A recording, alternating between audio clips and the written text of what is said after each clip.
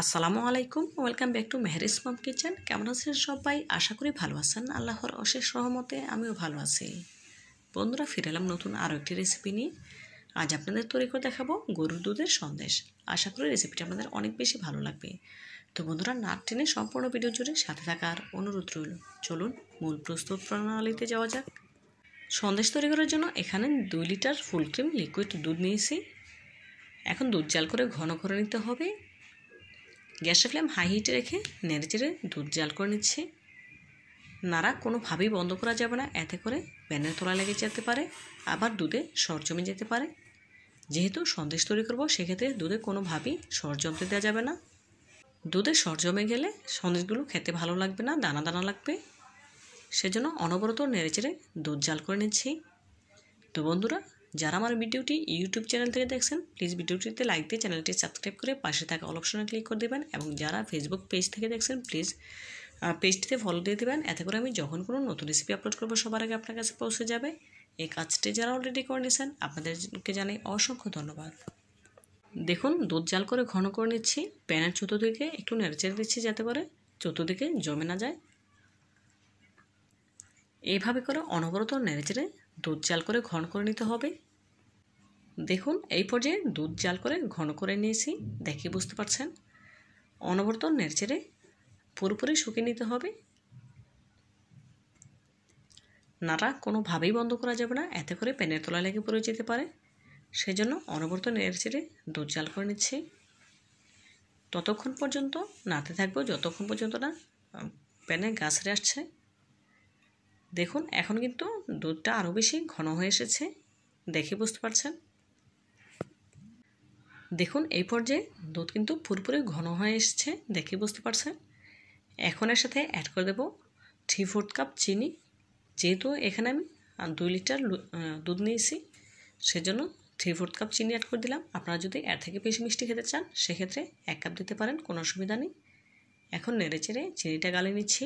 চিনিটা যখন পুরোপুরি গলে যাবে, তখন দুধের এই মিশ্রণটা কিন্তু আরও কিছুটা পাতলা হয়ে আসবে। ভয়ের কোনো কারণ নেই, এভাবে করে নাড়তে নাড়তেই মিশ্রণটা ঘন হয়ে আসবে।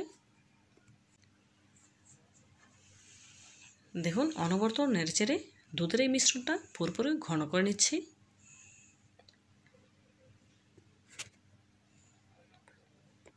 আমরা বাজার থেকে চড়া দামে এই সন্দেশগুলো কিনে এনে খাই।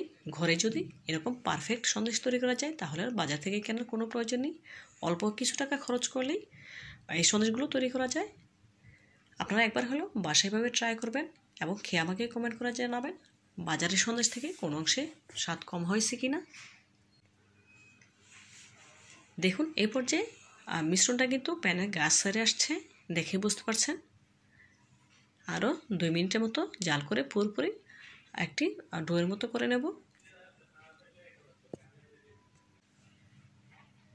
দেখুন, অনবরত নেড়েচেড়ে দুধের মিশ্রণটাকে আমি ডোয়ের মতো করে নিচ্ছি।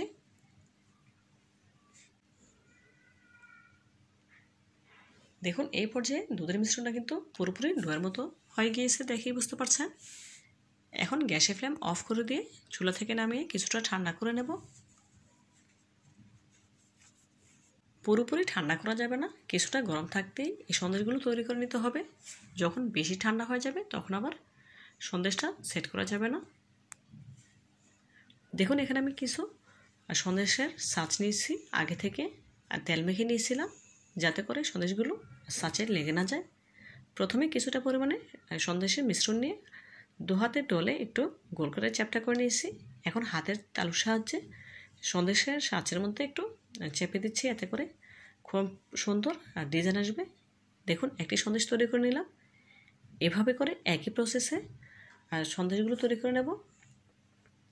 দেখুন, কিছুটা পরিমাণে সন্দেশের মিশ্রণ নিয়ে হাত দিয়ে ডলে একটু চ্যাপটা করে নিয়েছি। এবার ছাঁচের মধ্যে নিয়ে হাতের তালুর সাহায্যে হালকা করে একটু চাপ দিয়ে নিচ্ছি, এতে করে খুব সুন্দরভাবে ডিজাইনটা চলে আসছে, দেখে বুঝতে পারছেন। এইভাবে করে একই প্রসেসে সবগুলো সন্দেশ তৈরি করে নিচ্ছি। দেখুন বন্ধুরা, একই প্রসেসে সবগুলো সন্দেশ তৈরি করে নেওয়া হয়ে গিয়েছে।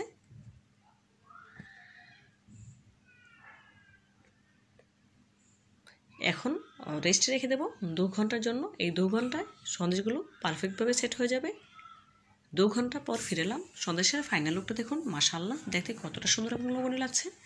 দেখতে যতটা সুন্দর হয়েছে খেতে ততটাই সুস্বাদু। আপনারা একবার হলেও বাসায় এভাবে ট্রাই করবেন এবং খেয়ে আমাকে কমেন্ট করে জানাবেন কেমন হয়েছে।